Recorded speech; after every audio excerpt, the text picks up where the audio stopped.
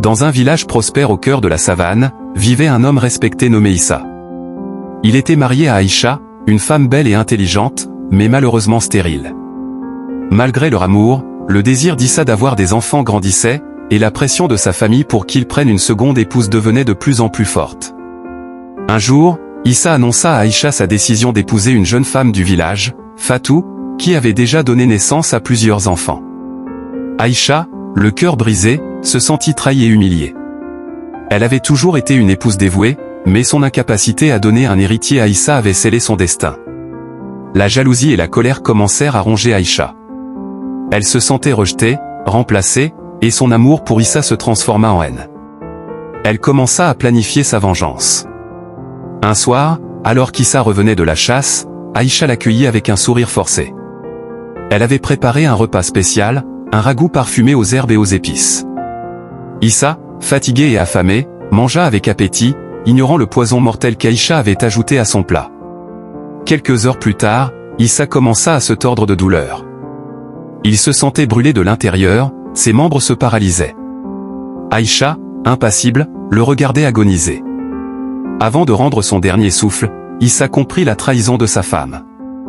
Aïcha, froide et calculatrice, cacha le corps d'Issa dans la forêt, espérant que les animaux sauvages le dévoreraient. Mais les esprits de la forêt, témoins de son crime, ne restèrent pas silencieux. Le lendemain, les villageois, inquiets de l'absence d'Issa, commencèrent à le chercher.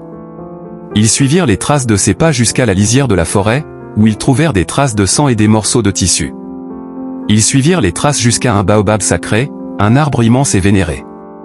Là, ils trouvèrent le corps d'Issa, à moitié dévoré par les animaux. Les villageois, horrifiés, comprirent qu'il avait été assassiné.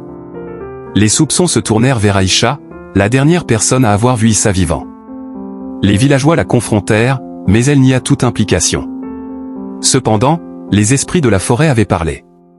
Un vieil homme sage, un devin respecté, raconta aux villageois ce qu'il avait vu dans ses visions. Aïcha, consumée par la jalousie et la colère, avait empoisonné Issa. Les villageois, choqués par la révélation, exigèrent justice. Aïcha, acculée, finit par avouer son crime.